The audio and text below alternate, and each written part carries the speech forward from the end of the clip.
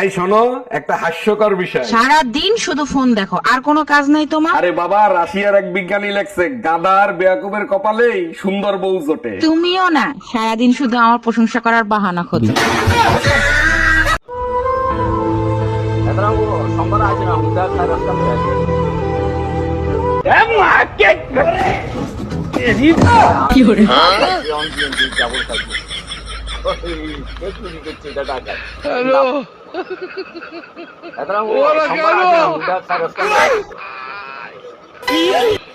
No, no, no, no.